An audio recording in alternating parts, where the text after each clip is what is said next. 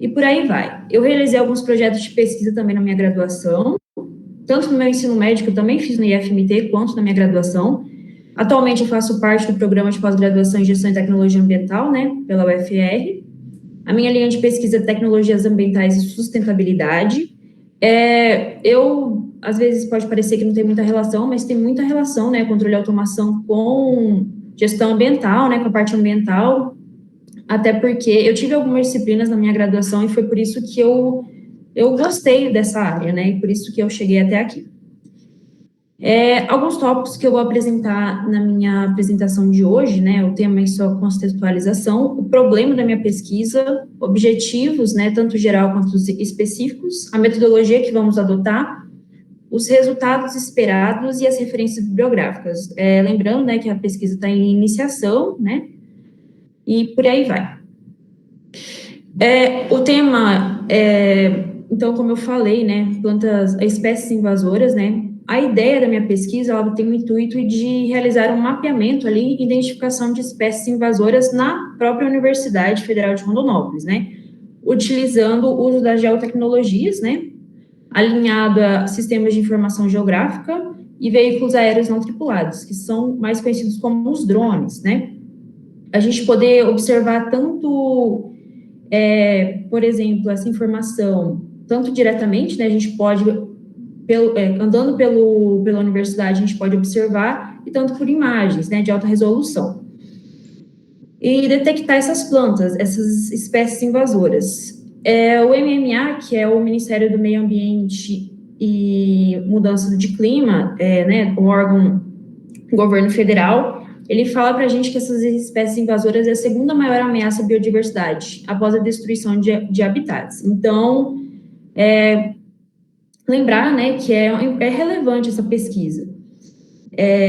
No cenário ali da Universidade Federal, o que ela está afetando a vegetação nativa, a paisagem e o equilíbrio ecológico. Elas podem também causar impactos econômicos e ambientais, né, como redução da produtividade e o aumento de custos agrícolas, né, e afetando essa paisagem ali que a gente passa, né, observa. Também, cada vez mais, né, os autores ali, eles citam para a gente que ela acaba tendo uma resistência, né, vai passando o tempo, ela vai criando uma resistência ali, e uma capacidade reprodutiva muito grande, porque a disseminação de sementes, né, dessas plantas são muito alta e grande, então ela consegue se distribuir, né, se multiplica ali. Elas se adaptam facilmente a ambientes alterados, né, e se beneficiam ali de distúrbios causados pela atividade humana. Vale lembrar que essa espécie daninha, né, essa espécie invasora, ela surgiu desde que o homem ali, o ser humano, começou suas atividades agrícolas, né? Ela passou a ser cultivada, não, né? A gente quer que ela não seja mais junto com as plantas cultivadas, né? Então, ali elas competem com plantas cultivadas por água, luz, nutrientes e espaços. Também, a gente pode também ter algumas, na linguagem portuguesa, a gente pode ter algumas definições para essas plantas, né? A gente vai utilizar espécies invasoras na nossa pesquisa, mas ela poderia também ser, por exemplo, quando a gente fala uma planta invasora exótica, porque ela veio lá do fora do país, se adentrou no nosso país e vai se surgindo, aí se reproduzindo. Alguns termos, então, também pode ser, né, não a língua formal assim, mas mato, né, geralmente arrancar o mato ali, né, também é conhecida, mas, enfim, então a gente vai utilizar, né, ela surgiu lá desde que o homem começou as suas atividades. Também vale lembrar que ela pode causar redução de 30% a 40% na produção agrícola, né, dependendo aí de onde ela está inserida, e se ela não tiver o manejo, o método adequado, ela vai se reproduzindo. Ela se adapta, então, às condições climáticas, né, tanto, por exemplo, em Rondonópolis, né, que faz um calor, então ela está se adaptando àquilo, ela busca água, luz, né, luz solar, estão expostas ali e colonizam. A Embrapa, né, o mapeamento ali, ela já vem falando, busca identificar e prevenir prejuízos que podem atingir até 90% da produtividade agrícola. Então, a importância de ter um mapeamento daquela área, né, saber o que está acontecendo ali. Elas também podem afetar tanto áreas urbanas quanto rurais, né? Por exemplo, em estradas, né, onde a gente passa na cidade, é cheio delas, e na lavoura, né, no meio rural que a gente pode dispensar.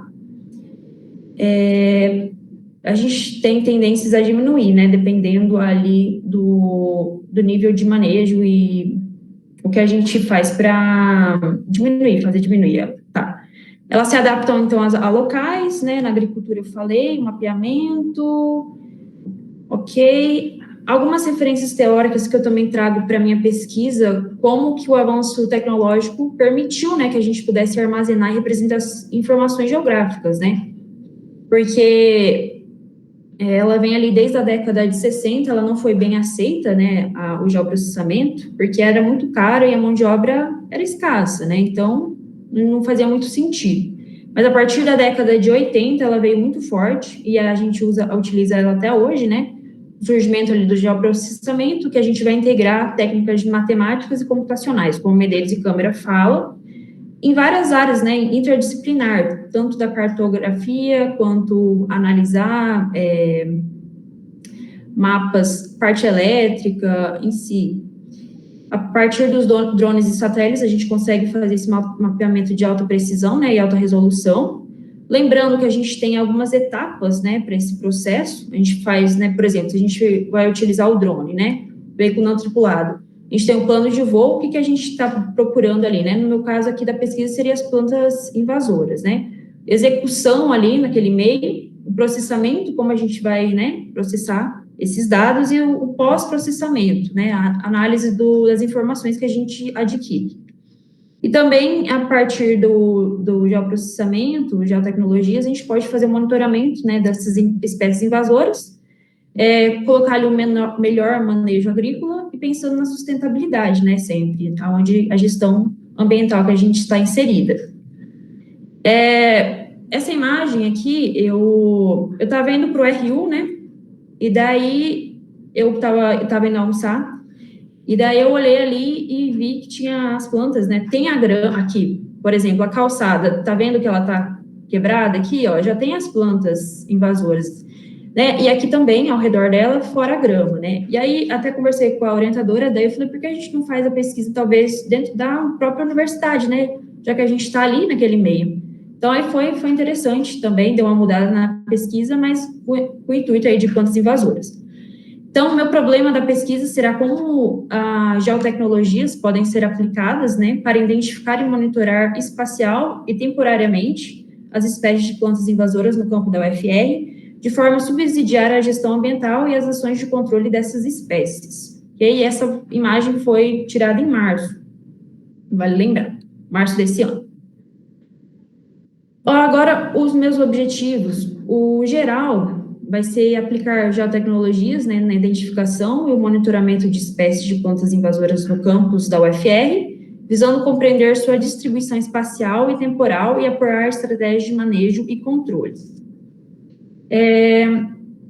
Aqui eu trago alguns específicos, né, são 6 específicos, eu vou ler, né, falar cada um deles. A gente pensou, né, nesses específicos, a primeira linha, identificar as principais espécies de plantas invasoras presentes no campus universitários. O 2 ali, realizar levantamento de campo para validação de dados e coletas de amostras georreferenciadas, né? Obter informações aéreas de alta resolução com uso de drones, né, os veículos não tripulantes, em diferentes períodos de anos. Processar e classificar as imagens obtidas utilizando Python, né, a linguagem de programação, e software de sistema de informação geográficos. Analisar a distribuição espacial e temporal das espécies invasoras identificadas, né, quanto tempo ela está ali, né, se ela apareceu agora, ou se ao longo dos anos ela se mantém. E elaborar mapas temáticos e relatórios geoespaciais para subsidiar o plano de manejo ambiental do campus. Aqui, a parte de metodologia, eu trago uma imagem aqui que eu fiz no QGIS, né, para identificar a localização geográfica da área de estudo, que vai ser a nossa universidade, aqui. Eu fiz, né, no QGIS, né, inclusive a gente vai utilizar, né, esse software, já que ele é gratuito e aberto, então a gente pode criar mapas nele, né, identificar. E A base de dados que eu utilizei aqui foi o Google Satélite, certo? Aqui foi feito no QGIS mesmo. Então, a metodologia que eu trago para essa pesquisa, ela vai ser uma abordagem de caráter misto. A gente vai combinar as abordagens quantitativas e qualitativas, né, para uma análise ampla. Quando a gente fala da etapa quantitativa, a gente quer coletar as imagens, né, de alta resolução com drones em diferentes períodos de anos e processar e classificar por meio do Python e software de sistema de informação geográfico. Já a etapa qualitativa, o estudo de caso na universidade mesmo, né, na identificação e caracterização de espécies invasoras. Como a gente também pode, né, passar ali caminhar, né, pela universidade, identificando também tanto direta quanto indiretamente, né, que vai ser pelos mapas, o uso do mapa. Então, né, a pesquisa, ela vai se voltar para interesse, né, em analisar a dimensão ali ambiental onde está inserida a universidade, o cenário que ela está inserida, e utilizando os métodos de pesquisa adequados, a gente pretende alcançar esse objetivo, né, dessa metodologia. Os resultados esperados dessa pesquisa, então, vai ser ali a coleta e integração dos dados, né, utilização de imagens aéreas obtidas por drones, né, em alta resolução, integrando, então, o sistema de informação geográfico e técnicas de programação com Python, né, a linguagem de programação, análise temporal, que a gente vai utilizar ao longo de alguns anos, processando as imagens em alta resolução e permitindo a identificação e mapeamento das espécies invasoras, né, na área da UFR, automatizando, né, essas etapas, né, de forma eficiente, o emprego da linguagem para processar e ser eficiente os resultados obtidos, e o apoio à gestão ambiental da universidade, né, já que a gente vai fazer essa pesquisa dentro da universidade, né, e manter esse trabalho ali para futuras pesquisas. Algumas referências bibliográficas que eu utilizei no meu trabalho, né, a evolução das plantas, interferência das plantas daninhas nas plantas cultivadas, né, aqui o MMA que eu falei, que é o Ministério do Meio Ambiente e Mudança do Clima, né, como ali tendo um manual de alerta, né, para detecção precoce e resposta rápida de espécies exóticas invasoras para o ambiente terrestre do Brasil. A gente também utilizou a estratégia nacional sobre essas espécies invasoras. O Brigant e Oliveira também, eles vão falar bastante sobre a biologia e manejo de plantas daninhas. Aqui o que é a ciência da computação, né, voltando para a gestão ambiental, para a área ambiental, parte de georreferenciado, geotecnologias. A introdução ali também, a Embrapa, né, que fala como utilizar o mapeamento ali no excesso de chuvas, né, pode favorecer incidências ali na ferrugem de soja, drones no controle de plantas daninhas também, no mapa, que ele vai falar como utilizar, alguns livros também que eu utilizei, inclusive da biblioteca do SWAP, né, que é plantas daninhas aqui, biologia e manejo sustentável de plantas daninhas, métodos de controle de plantas daninhas e hematologia, que é estudo sobre plantas daninhas. E, por fim, é isso. Muito obrigada por me assistirem até aqui. Obrigada, prof. Obrigado, Ana. Fez dentro aí do prazo, né? Deu uns 20 minutos. Então, eu passo a palavra à professora Camila. Oi, pessoal. Boa noite novamente. Ana, você falou muito bem, parabéns. Gostei bastante da apresentação, acho que você foi bem objetiva e demonstrou qual que é a ideia principal que a gente tem do seu trabalho, né? Quando a gente conversou inicialmente, você veio com essa questão de trabalhar com espécies invasoras, e aí a gente estava discutindo o que seria feito, o que a gente poderia fazer, né? Conversei com o professor Normandes e aí surgiu essa questão de nós fazermos o mapeamento das espécies invasoras no campus da UFR. O professor, inclusive, é o seu orientador, né? Tá no papel, tudo certinho, e ele tem no acervo do laboratório imagens de drone de anos anteriores, e isso vai facilitar bastante o nosso trabalho, porque a gente pode observar como que realmente está ocorrendo a expansão dessas espécies no campus, né? A gente vai usar geotecnologias os sistemas de informação geográfica, e hoje a gente tem a questão da inteligência artificial, linguagem de programação, que pode auxiliar de forma muito bacana, assim, na identificação e classificação dessas espécies através das imagens de satélite. Então, a gente pensou em abordar esse tema, analisando quais são os principais pontos, como ela vem, quais são os tipos, né, das espécies, quais são os principais pontos de localização dessas espécies, para a gente poder auxiliar na gestão, no planejamento, no controle, né, da infraestrutura verde, todas as questões dentro do âmbito da UFR. Acho que é mais ou menos isso. A gente pretende usar imagens de drone, né, mas também temos algumas imagens que têm mais resolução que podem ser usadas também, assim, de forma mais geral para o campus, né. Eu acho que é isso. Não preciso falar mais.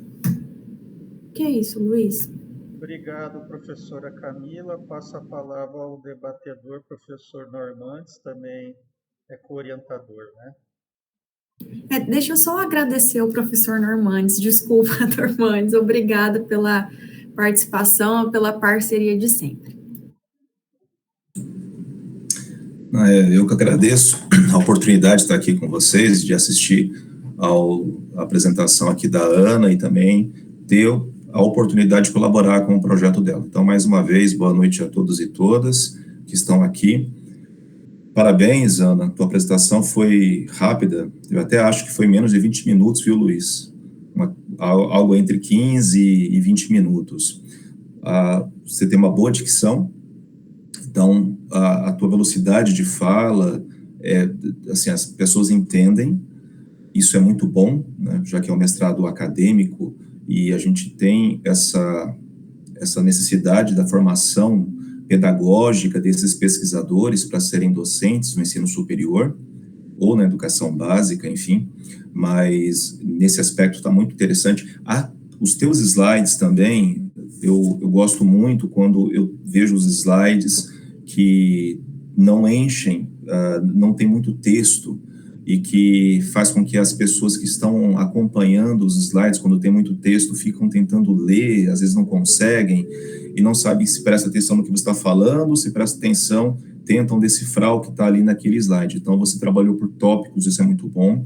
O que eu acho que você poderia dar uma melhorada para a tua qualificação, colocar mais ilustrações, deixar mais ilustrativo o teu trabalho. Eu gosto muito disso. E quando eu falo ilustração, são fotos, claro, quando você tiver seus resultados, gráficos, tabelas.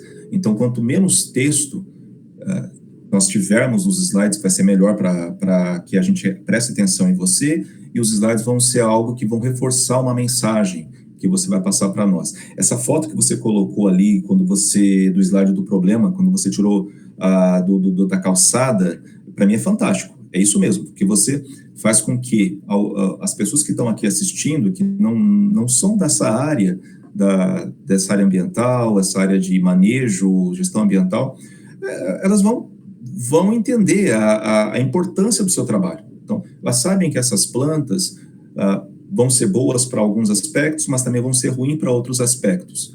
Então, tente enfatizar isso mesmo, colocar fotos do campus, dar uma volta no campus, vamos marcar alguns locais interessantes para você visitar e você fazer esse registro fotográfico, isso é muito interessante.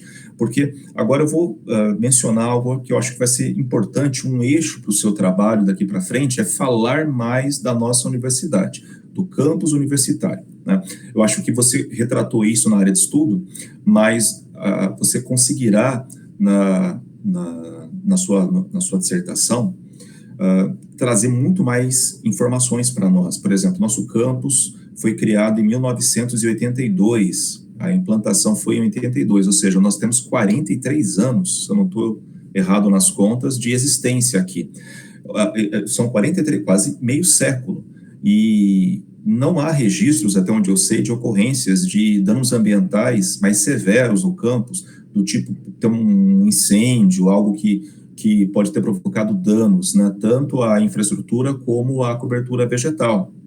Então, nós temos um remanescente de cerrado apesar dessa situação física que se intensificou nos últimos, talvez, 10 anos, nós temos um remanescente vegetal de cerrado que está relativamente crescendo, está em processo de sucessão ecológica já há quase 50 anos, né? Isso aqui era um pasto antes, então, se eu não estou enganado, tudo era uma área de pastagem, foi doada essa área para a universidade construir o seu campus, então, o cerrado que tem aqui regenerou desse pasto abandonado. Então, acho que contar um pouco dessa história vai ajudar a dar um contexto, um significado bem interessante para a sua pesquisa, certo? E veja, nós temos também particularidades de contexto espacial muito interessantes aqui no nosso campus universitário. Nós estamos eu não sei, mas em linha reta, a poucos quilômetros da terra indígena Tadarimana. Então, acho que poucos campos universitários no Brasil têm digamos assim, esse privilégio, que é uma área de cerrado, que tem quase 10 mil hectares, o nosso campus tem 60 hectares, a terra indígena tem 10 mil hectares, então é uma área extremamente importante, não só para a biodiversidade, mas para a essência do que ela que é a proteção, né, da cultura dos povos indígenas, no caso aí dos Bororo, né? Então, assim, fazer esse contexto é muito interessante. E eu acho, assim, que fora a terra indígena, esse remanescente, que eu acho que hoje, o remanescente, essa mancha de cerrado que nós temos aqui, que eu acho que hoje deve estar... O campus tem 60 hectares, eu acho que deve ter uns 20 a 30 hectares ainda de cerrado que nós temos. Então, assim, eu acho que é um dos poucos fragmentos de cerrado mais contínuos que a gente tem aqui nessa região, que é uma região importante por conta da proteção da biodiversidade, porque, e também eu posso ajudar você e Camila com esse contexto, né? O Ministério do Meio Ambiente faz um mapeamento de áreas prioritárias para a conservação da biodiversidade. Essa região aqui é uma região que ela está muito próxima de áreas prioritárias para a conservação. Aqui estamos numa transição do Cerrado para o Pantanal, do Planalto para a planície do Pantanal. Tem o Rio Vermelho, que essas coberturas vegetais nativas servem como um filtro de proteção, mesmo estando distantes, estão fazendo parte da faixa, né, da APP, da Área de Preservação Permanente. Então, eu acho que fazer digamos assim, esse contexto, talvez, um referencial teórico do seu trabalho vai ser muito interessante, tá?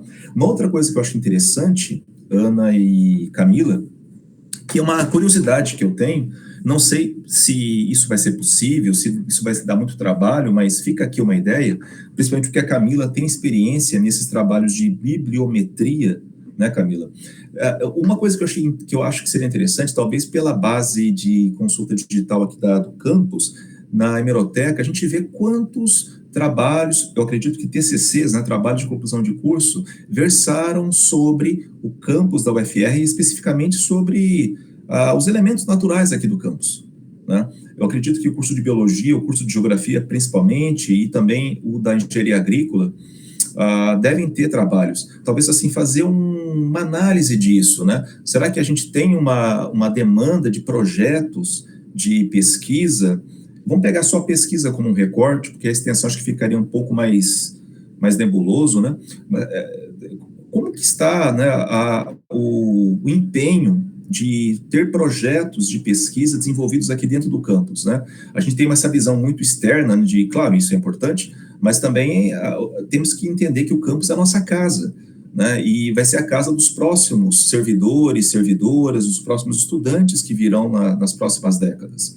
Então, ter esse repositório organizado, analisar esse repositório de trabalhos científicos é muito interessante, porque daí eu vou tocar no terceiro ponto, tá? Então, eu falei dessa história do campus, dessa importância ambiental que o campus tem em termos de remanescente de cerrado, próximo à terra indígena, uma área de transição entre cerrado e Pantanal, etc.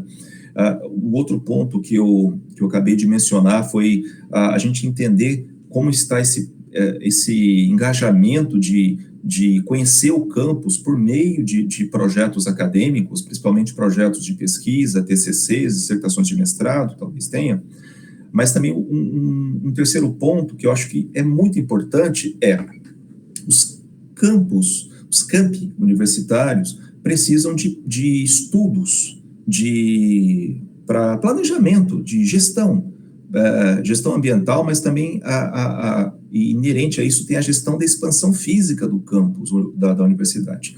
Se eu não estou enganado, eu não sei se o professor Luiz ou a Camila ou quem está aqui na sala pode me corrigir, mas o documento técnico que norteia isso chama-se plano diretor. Tá? Não é igual um plano diretor de área urbana, de município, que é muito mais complexo, mas assim, tem digamos assim, essa mesma essência, ou seja, de ter essa caracterização do que existe aqui em termos de elementos naturais, elementos de, enfim, infraestrutura que já existe, e também ter uma previsão de como o crescimento se dará nos próximos anos, como que essa expansão física se dará nos próximos anos. Coisas que afetam diretamente também a nossa rotina diária, por exemplo, arborização. Né? A arborização, a gente vê, por exemplo, quem tem carro, quem tem moto e frequenta o campus diariamente, muitas pessoas, durante o dia, muitas pessoas saem caçando sombra para estacionar o seu veículo, né, para ter o conforto térmico. Né? Então, tudo isso o plano diretor, digamos assim, teria a responsabilidade de entender e de atender as iniciativas, as demandas da comunidade aqui da universidade. Então, eu acho que o seu trabalho vai muito nesse sentido, viu, Ana? De trazer um elemento de apoio para o plano diretor. Eu estou aqui já há 15 anos na universidade. Eu nunca participei de comissão de plano diretor aqui do campus, mas o que eu sei é que as coisas começam e não terminam, recomeçam e não terminam. Então, eu já vi várias comissões sendo criadas, mas elas não têm perenidade. Né? Então, nós precisamos, talvez, por meio desses trabalhos que são gerados aqui, por isso que eu acho que o trabalho é muito importante, trazer esse suporte para que, em algum momento, um plano diretor efetivamente seja criado aqui para a universidade. Principalmente considerando que é uma universidade que foi recém-criada, apesar de ter, enquanto está locada quase 50 anos aqui, mas é uma universidade que vai crescer, vai expandir. Então, se não tem uma previsão de ter um campus 2, é provável que esses remanescentes cerrados vão ser substituídos por prédios, né? Então, é muito importante a gente ter essa leitura, tá? Então, acho que isso seria legal para o teu trabalho. Áreas também por exemplo, essas áreas verdes são importantes como esponja, né? Como locais em que eu terei a recarga de água no solo. Então, quando chove muito, a gente vê em algumas vias da universidade até pontualmente alagamento. A universidade, a água que cai aqui também na universidade contribui de alguma forma para o alagamento da Avenida dos Estudantes, traz transtornos até para a comunidade que vive no entorno. Então, eu acho que se você faz essa caracterização, você mostra que o teu trabalho vai, claro, não vai responder, não vai atender todas essas coisas, mas vai ser uma forma de apoiar decisões mais coerentes, pautadas em estudos técnicos como plano diretor, eu acho que vai ser fantástico, tá? Eu acho que é por aí. As espécies invasoras que você colocou, você faz uma leitura lógica muito interessante, dizendo que, no geral, elas não são desejáveis, principalmente na agricultura, quando você fala de daninhas e tal, né? Mas, assim, eu acho que aí a gente pode mudar um pouco o enfoque disso quando você for construir a sua dissertação para a invasão biológica, em termos das espécies invasoras dificultarem a conservação das nativas, porque esses capins, como a braquiária, o colonião, o capim-gordura, são muito comuns nas áreas urbanas aqui no Brasil e em outros países. São espécies que vêm da África.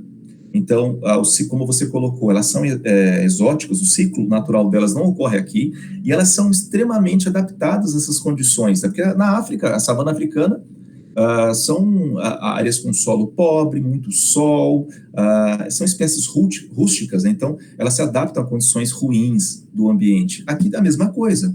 E o que acontece? O capim nativo é substituído por esse capim exótico, então tem um impacto da biodiversidade em termos das espécies de capins nativos e também esses capins, isso aí está bem na minha área de atuação, que é a restauração ecológica, esses capins, como a braquiária, o colonião, que tem bastante no campus, terrenos baldios na cidade, etc., dificultam a germinação de sementes de arbustos de árvores do cerrado. Então, você trazer essa preocupação na forma de um projeto de pesquisa também traz essa contribuição para a biodiversidade, para a proteção desses elementos de biodiversidade aqui do campus. Quando eu falo biodiversidade, estou falando da riqueza, do número de espécies, de plantas do cerrado, de diversos portes, mas também dos animais que dependem dessas plantas, os polinizadores, etc. Tá? Então, todo esse contexto é muito legal. E você sendo uma engenheira de automação, é fantástico para mim. Eu sempre olhei com bons olhos, eu nunca vi reserva de mercado para atuação de pesquisa. Eu vejo que ter pessoas com a tua formação vai agregar muito para um trabalho como esse. Então, trabalhar com geotecnologias, se envolver com biodiversidade. Você não é uma especialista nisso, mas nem eu também. Tem muita coisa que eu não domino dessa área, mas digamos que você vai fazer essa interface. Isso é muito legal, tá bom? E é isso, acho que... Deixa eu ver se tem alguma coisa que eu deixei de falar aqui. Mas eu acho assim que na medida que você conseguir trazer esse retrato com acervo de imagens aéreas, como a Camila disse, nós temos aqui imagens de alta resolução de centímetros, né, feitas com drone desde 2011. Né? Na minha cabeça aqui eu tenho de 2011, 14, 2017, 19 e 24. Então, assim, se a gente consegue fazer essa linha do tempo de 2011 até os dias atuais, vendo como foi o comportamento, se manteve a área ocupada por essas gramíneas, onde que elas estavam, onde que elas estão hoje, eu acho que isso seria muito legal. Vai exigir um pouco de processamento das imagens, mas eu acho que é interessante, eu acho que vai ajudar bastante a gente ter esse cenário, tá bom? E eu acho que é isso.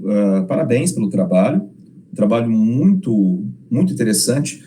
Talvez você possa, com essa dissertação, como um anexo, talvez como uma última consideração, Camiliano, talvez ter uma espécie de um protocolo básico que, inclusive, a pró-reitoria de infraestrutura do campus poderia utilizar para fazer o controle dessas espécies, já que faz o controle de poda, de árvores, o controle de roçada, né, das áreas que tem gramínea aqui.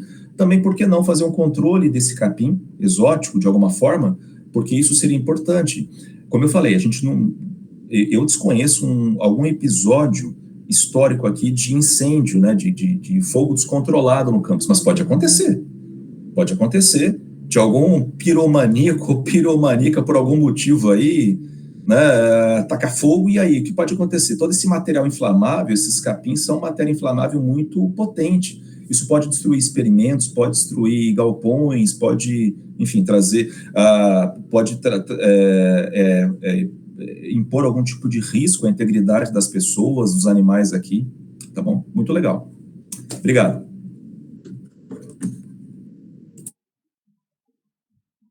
Obrigado, professor Normandes, pelas considerações.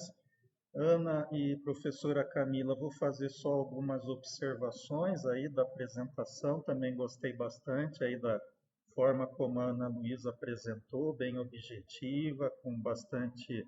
transmitiu, né, um embasamento, né, uma preparação, isso é bastante importante. Eu destaco alguns pontos aí que também é importante para os demais que vão apresentar os seminários, tá? A nossa área de ciências ambientais, a gente teve aí nos 2 últimos dias o encontro em que a coordenação diária discutiu os critérios de avaliação quadrianual, agora de 25 a 28, né? E um ponto que foi falado, bastante enfatizado, é a questão do impacto da área para os objetivos do desenvolvimento sustentável, tá? Então, é importante que a sua dissertação, no seu resumo, na sua introdução, faça uma ponte entre o tema da sua pesquisa, o problema de pesquisa e a agenda dos objetivos dos ODS, tá? Outro ponto importante é a aderência das dissertações à área de ciências ambientais, ok? Então, assim, como você trata aí de espécies invasoras, é importante fazer um enquadramento aí do seu trabalho, do seu projeto, para essas espécies, o impacto delas para a vegetação nativa. No caso da UFR, né, se tiver esse recorte aí do cerrado, da manutenção do cerrado aqui dentro do campus, né, é isso que o professor Normandes colocou, isso aí tem que ser bastante enfatizado, porque espécie invasora para a produção agropecuária, já há os programas, né, das áreas que tratam dessa temática, né, os programas em engenharia agrícola, em agronomia, zootecnia, assim por diante.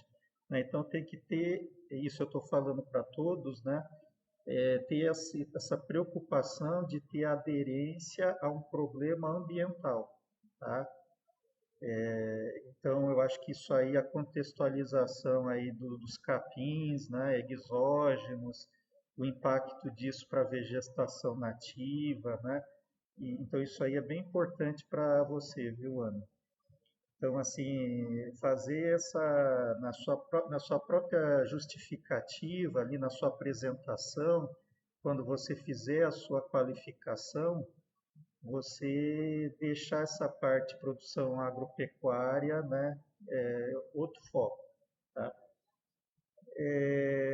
O local da UFR é interessante justificar, aí tem todas essas questões que o professor Normandes colocou, né?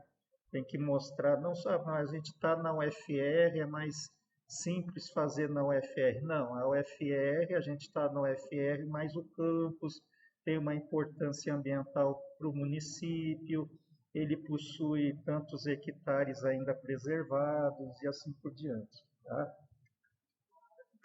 E para terminar, seus objetivos específicos, parece-me aí que são 6, né? Eu acho que você poderia pensar em condensar esses objetivos em 2 ou 3, tá? Um mais de revisão de bibliografia, outro mais de fazer aí as imagens e um outro de talvez aí uma análise, fazer uma comparação de antes e depois, algo nesse sentido, né? Então, em 2 ou 3 objetivos específicos já são suficientes, tá? Mas, no mais, é isso. Eu abro aí a palavra para os demais colegas aí, que se alguém quiser comentar, fazer alguma observação. O Lucas pode falar, o Lucas e a Isabela. Boa noite, tá bom? Tá bom?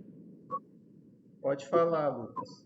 Mais uma dúvida, uma curiosidade, né? Por conta do tamanho das plantas, qual que é a resolução espacial do drone? Eu não entendi muito bem. Se quiser escrever, Lucas, aí no chat. Eu vou escrever, que o áudio está ruim. Enquanto isso, a Isabela pode falar, Isabela. Boa noite a todos. Eu queria primeiro parabenizar a Ana pela apresentação. Queria, inclusive, também... Vocês estão ouvindo eu? Estão, né? Tá, o seu tá normal. Eu queria também, antes de fazer a pergunta, complementar o que o professor Normandes falou com relação à falta de material lá para... Eu trabalho na Pró-Reitoria de Infraestrutura, né? E realmente é um gargalo para a gente essa questão ambiental e, com certeza, um trabalho nessa área, um estudo de caso específico dentro do campus, com certeza vai fazer diferença para a gente. E aí a minha pergunta é o seguinte, Ana. As plantinhas são meio que parecidas, né? Eu queria saber como que vocês iriam fazer para identificar o que é a planta invasora do que não é, através das imagens aéreas. Obrigada.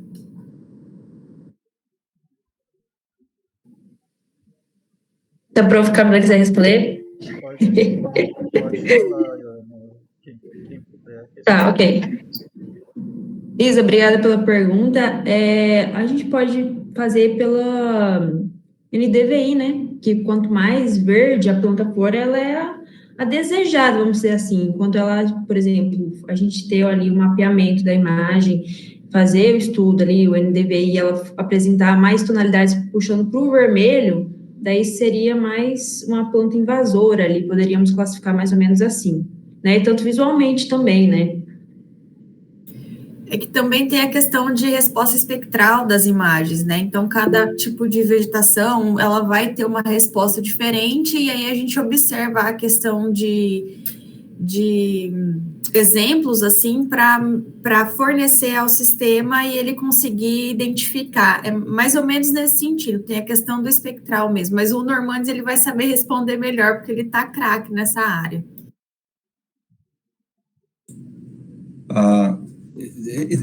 Boa pergunta, acho que também tem a ver com a dúvida do Lucas. Eu não comentei na minha parte do debate, mas nessa abordagem mais técnica, Lucas e Isabela, a gente vai testar também uma ferramenta que foi desenvolvida pelo Laboratório de Geotecnologias, que inclusive faz parte do portfólio do meu estágio pós-doutoral. Estou afastado para fazer o estágio pós-doutoral, volto só em abril para as aulas, né, para as atividades administrativas da universidade, mas essa ferramenta, a gente trabalha então com as imagens de drone. Essas imagens têm uma resolução de poucos centímetros, viu, Lucas? Vai depender de uma série de variáveis, mas normalmente nós trabalhamos com uma média de 3 centímetros, ou seja, o pixel, a unidade elementar, o quadradinho da imagem, é uma de 3 a 5 centímetros. Então, vamos colocar aí, só para arredondar a conta, 5 centímetros, daria 25 centímetros quadrados, a área mínima mapeável. Então, é muita informação. Isso, muitas vezes, é bom, mas muitas vezes é ruim, tá? Vai depender de uma série de objetivos da pesquisa. Mas o drone tem uma característica, além dele tirar foto com essa alta resolução, ele tem um sistema de geolocalização, né, o drone, e aí ele consegue, para cada foto que depois a gente junta no mosaico, a gente consegue ter a identidade geográfica dessas fotos, ou seja, latitude e longitude. Então, isso permite o georreferenciamento das fotos, mas aí também tem uma coisa interessante. Além da latitude e longitude, o drone, pelo sistema de geolocalização dele, consegue nos dar a cota de altitude de cada foto, ou seja, a relação daquela parte do terreno que foi fotografada em relação ao nível do mar.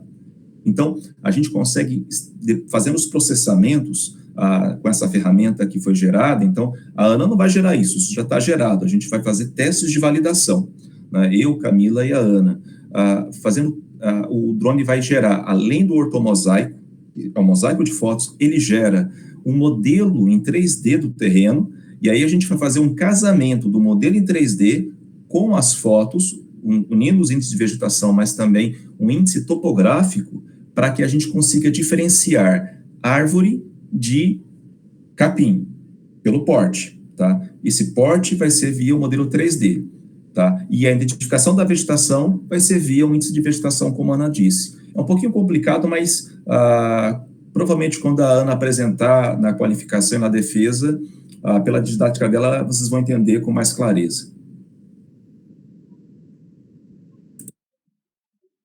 Muito obrigada, gente. Excelente aí, obrigado pelas perguntas. Então, a gente passa aí para a finalização, das últimas palavras aí da Ana, dos professores. Fica à vontade. Agradeço a você, Luiz, e ao professor Normandes pelas considerações. Acredito que a gente vai conseguir fazer um trabalho muito bacana e o objetivo é que ele seja realmente utilizado, né? O objetivo do nosso trabalho é que ele seja utilizado